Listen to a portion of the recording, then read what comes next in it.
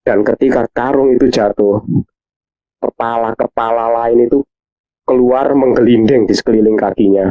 Dan semuanya itu terpotong di lehernya, matanya mendelik, tapi anehnya mereka semua tersenyum dan tertawa melihat Mas B. Selamat berjumpa lagi kawan-kawan, para pemburu kisah. Malam ini bertemu kembali kita dalam My Story Zone. Jangan lupa siapkan headset, siapkan kopi. Tapi kalau ke belakang jangan pernah pergi sendiri. Oke, nantikan cerita kami.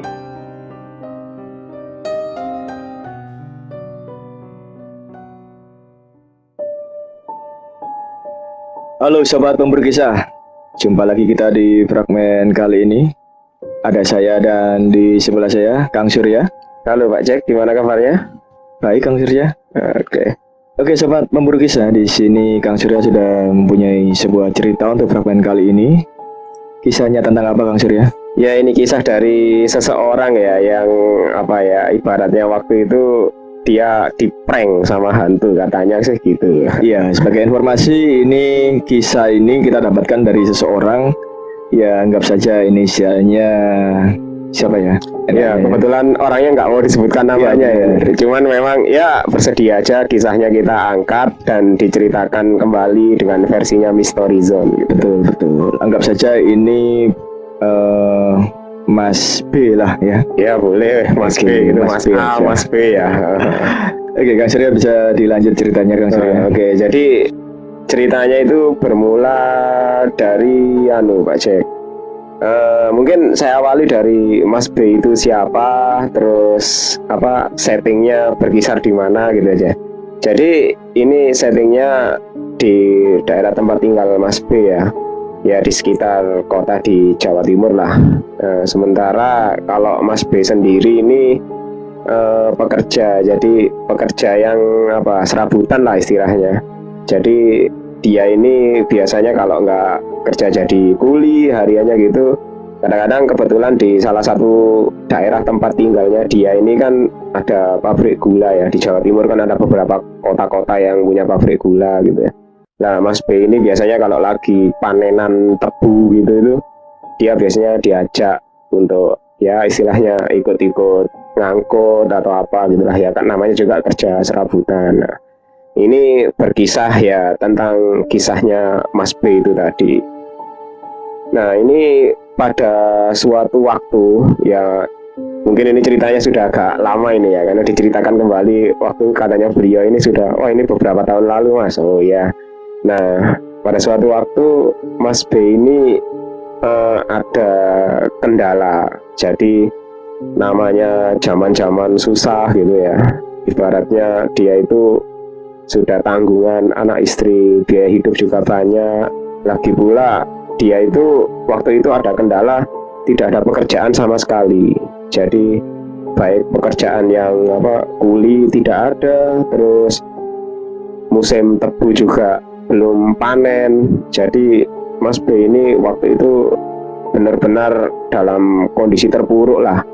Ya kalau cerita itu ya, waktu cerita sangat prihatin juga ya kita ya. Jadi anak istrinya ya kadang-kadang makan apa adanya juga, kita juga kasihan waktu cerita. Nah kebetulan pada saat-saat kondisi seperti itu, Mas B ini sebenarnya orangnya juga kalau sih tidak ada niatan ke arah yang buruk gitu. Tapi pada waktu itu dia sudah gelap mata ya. Jadi ya karena tuntutan, tekanan, dan kondisi ekonomi keluarganya seperti itu, akhirnya dia ada niatan nekat gitu, istilahnya ingin mencari penghasilan itu dengan cara yang tidak lazim. Akhirnya diniatilah pada suatu malam, karena sudah beban pikirannya sudah teramat banyak, Mas B ini berniat mencari rezeki malam hari, istilahnya mau, kalau dalam tanda kutip itu mau merampok atau membegal. Mungkin tepatnya malak ya, karena malak ya. Orangnya sendiri sebenarnya, karena ini pertama kalinya dan dia orangnya tidak ada niatan sama sekali karena tuntutan seperti itu. Jadi ya itulah, mau malak atau apalah, yang penting ada orang lewat sudah langsung dipalak gitu aja. Nah, akhirnya rencana itu pun dimulailah pada malam itu. Karena daerah sekitar tempat tinggal Mas B itu kan banyak area-area kebun tebu ya, karena memang dekat dengan tempat pabrik gula. Jadi areanya itu masih di pelosok desa yang banyak jalan-jalannya itu sepi dan ditumbuhi tanaman tebu. Nah, kalau saya rasakan itu suatu tempat yang sangat ideal lah kalau untuk melakukan bertindak kejahatan gitu. Nah, jadi akhirnya dengan nekat dan mencoba untuk mencari peruntungan di malam itu, Mas B pun berangkat melaksanakan niatnya. Nah, ya dengan membawa alat seadanya ya. Waktu itu dia tidak bercerita bawa apa, mungkin mungkin senjata atau apa, sambil tentunya membawa senter ya, karena kondisi di malam itu sangat gelap dan jalan setapak itu nggak ada penerangan sama sekali. Ya akhirnya satu-satunya alat itu yang dia lakukan. Nah, akhirnya dia mulai malam itu sudah nyanggong, istilahnya itu menunggu mangsa di suatu tempat yang sepi, jalan setapak yang sepi, kiri kanan dipenuhi kebun tebu. Walaupun tempat itu sepi, memang jarang ada orang yang melintas, tapi selalu ada, karena itu orang-orang tertentu melewati jalan itu. Nah, akhirnya dia pun mulai menunggu mangsa di sana. Harapannya sih ada orang lewat, apapun itu yang lewat langsung sikat, minta uang atau minta harta seadanya, mengancam, dan pokoknya caranya dia waktu itu sudah nekat untuk melakukan itu. Akhirnya dia pun mulai menunggu di sana. Kondisi malam itu ya memang sangat gelap gulita ya. Sebenarnya Mas B ini juga ada rasa-rasa takut atau apa gitu, tapi ketakutan dia itu bukan pada ketakutan pada hantu gitu, tapi mungkin ketakutan bertemu dengan begal asli atau kriminal asli. Dia justru malah takut karena kadang-kadang di daerah-daerah di Jawa Timur itu identik kalau ada pemain baru terus dia nggak minta izin, terus istilahnya mencari rezeki di situ dengan cara yang sama, biasanya itu dianggap bikin masalah dengan yang sudah punya wilayah. Nah, katanya gitu sih kalau ceritanya dia. Tapi karena himpitan ekonomi, dia akhirnya tidak peduli lah, masa bodoh. Dia sudah terpikir bahwa beban keluarganya, tanggung jawabnya juga cukup banyak. Dia nekat melakukan itu. Akhirnya dia pun mulai menunggu dan menunggu. Kondisinya sudah mulai gelap, sangat pekat. Dia sudah cukup lama menunggu, tapi hampir tidak ada yang lewat sama sekali. Jadi ya hanya suara-suara serangga, suara-suara binatang malam, suara-suara angin. Dia sama sekali tidak mendapat mangsa. Dia sempat berpikir, apakah seperti ini ya orang-orang yang hendak berbuat jahat itu, menunggu sedemikian lama, menanti mangsa. Istilahnya penantian yang sangat lama bagi dia. Jadi antara ragu, takut, tapi juga tertekan, bertumpuk jadi satu. Namun dia tetap bertekad, apapun yang terjadi, besok harus ada hasil. Karena dia sudah berupaya macam-macam, pinjam ke teman dan lain-lain, itu menemui jalan buntu ya. Itulah satu-satunya jalan. Dia terus memantapkan hatinya karena sudah tidak menemukan jalan lain. Akhirnya ketika kondisi semakin malam, dia pun hampir putus asa. Dan ketika sudah nyaris putus asa, tiba-tiba dari kejauhan itu terdengar suara. Nah, suaranya itu seperti seseorang yang mengayuh sepeda dari jauh. Jadi srek. Jadi suaranya itu sangat pelan. Dia tahu, orang ini pasti datang dari jauh dan santai kalau dari suara yang dia dengar. Akhirnya Mas B pun ambil ancang-ancang. Tempat dia menunggu itu sebenarnya sangat strategis. Jadi tersembunyi di antara rumpun tanaman tebu. Terus jalan setapaknya juga kecil. Ibaratnya kalau dia mencegat mangsa itu orang mau lari balik itu kesulitan karena jalan setapaknya sangat kecil ya. Akhirnya dia terus menunggu. Akhirnya terlihat dari kejauhan kerlap-kerlip lampu gitu. Biasanya kalau dulu kan orang orang perjalanan malam hari kan membawa kalau tidak membawa lampu itu kadang-kadang di sepeda kayunya itu kan ada lampunya sendiri gitu. Nah, yang pakai dinamo dari rodanya. Nah, itu kelihatan oleh Mas B. Ketika makin dekat, Mas B melihat sosok bahwa itu hanya sebuah sepeda dan satu orang pengayuh, jadi satu orang. Nah, ibaratnya Mas B kalau satu lawan satu, dia masih nekat lah. Akhirnya dia tunggu sampai orang itu demikian dekat. Nah, ketika sudah mulai mendekat, mulailah sosok itu terlihat. Jadi seorang bapak tua ya, mungkin seperti kakek-kakek tua yang sudah kurus ringkih itu naik sepeda kayu. Ya, sebenarnya antara tega dan tidak tega, Mas B ragu. Tapi karena kembali lagi tekanan yang dia dapatkan, permasalahan ekonomi yang dia rasakan, Mas B tetap bodoh amat gitu. Begitu orangnya sudah mendekat, Mas B pun meloncat keluar dari rumpun tanaman tebu. Nah, orang itu memang sempat kaget melihat kehadiran Mas B. Tapi Mas B tidak peduli, dia hanya memakai sarung untuk menutup mukanya dan dengan senjata seadanya dia langsung mengancam. Nah, ternyata memang benar dugaan Mas B. Mangsanya pertama kali ini seorang kakek yang membawa sepeda kayu, dan sebenarnya dari pakaiannya terlihat seperti orang biasa, orang yang tidak punya apa-apa gitu. Tapi Mas B pun masih mencoba peruntungan. Ya, mungkin dia memanggilnya entah Pak D atau apa gitu. Saya butuh uang. Kalau tidak ada uang ya saya butuh sepeda, katanya gitu. Bapak itu cuma diam. Dia sama sekali nggak ada rasa takut atau ragu. Tapi ya terlihat bahwa wajahnya itu menyiratkan kayak kakek-kakek yang istilahnya tersenyum gitu.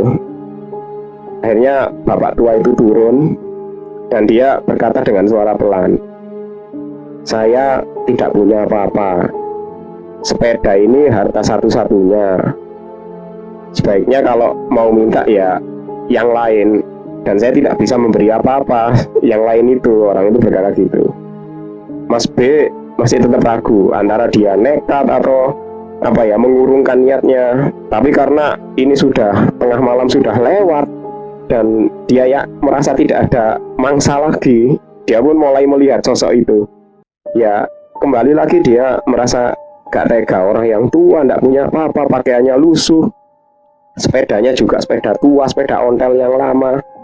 Akhirnya dia ketika melihat di belakang sepeda itu ada seperti karung. Karung itu ya mungkin diikat di boncengan. Isinya itu seperti mungkin kalau orang-orang di sawah-sawah itu ya, bawa kayak semacam hasil panen lah. Bisa, kalau mungkin daerah situ dulu itu terkenal dengan semangka, atau mungkin ya buah-buah seperti itulah, mentimun atau apa gitu. Itu biasanya dimasukkan karung, kemudian hasil panenan itu. Cuman ya Mas B tidak berpikir macam-macam. Dia tidak peduli isinya apa, entah itu buah, entah itu pakaian, entah itu mungkin istilahnya kayak barang-barang hasil botol-botol sampah, botol-botol gelas atau apa. Yang penting dia bisa dijual berapapun, yang penting menghasilkan uang. Mikirnya Mas B seperti itu. Nah, akhirnya Mas B pun mulai, ya sudah, barang-barangnya aja saya minta itu. Bapak itu sempat, ya itu tidak ada gunanya, itu barang tidak berharga.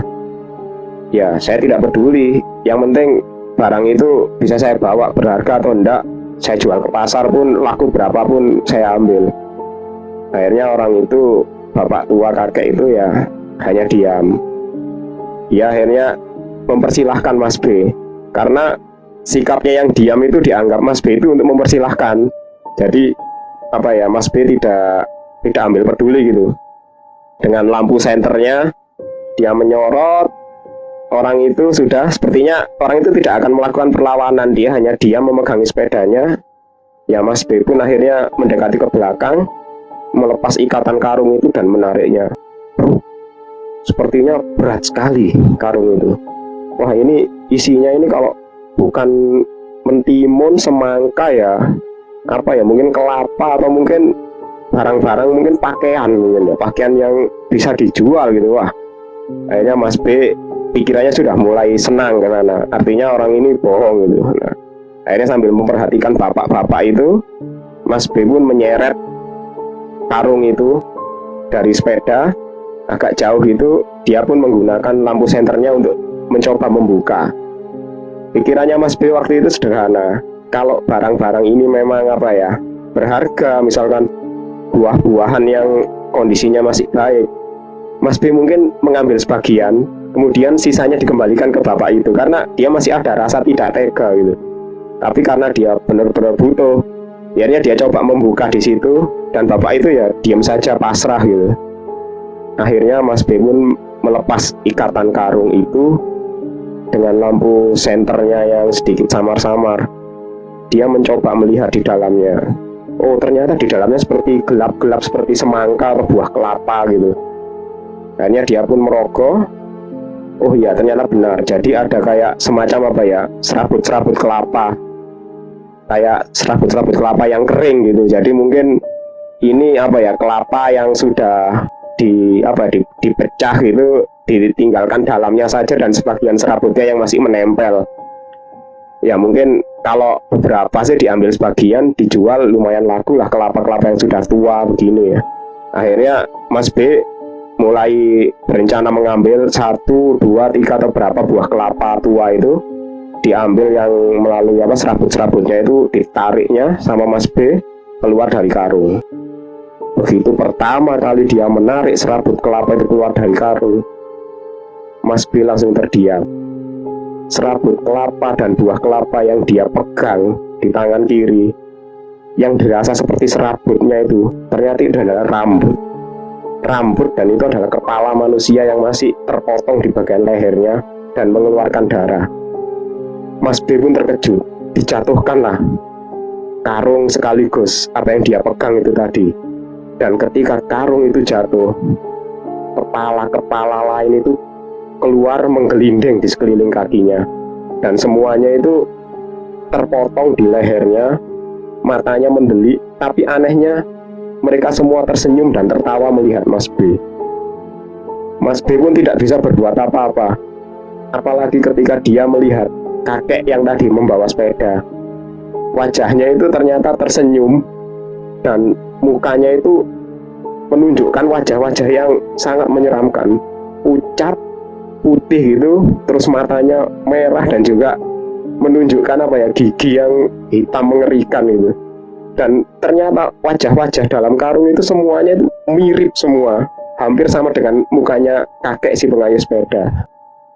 Akhirnya Mas B pun mengurungkan niatnya dan dia pun lari meninggalkan barang-barangnya, senter, senjata, dan juga apa ya, barang-barang yang dia punya, entah itu sandal atau berlarian menembus kebun tebu.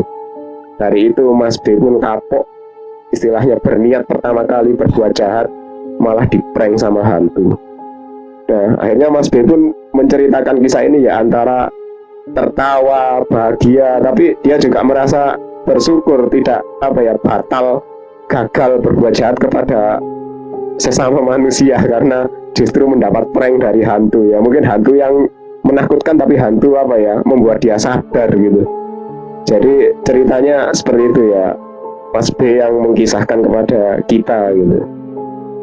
Ya, sepertinya itu juga mengingatkan juga, Kang Surya. Mengingatkan ya.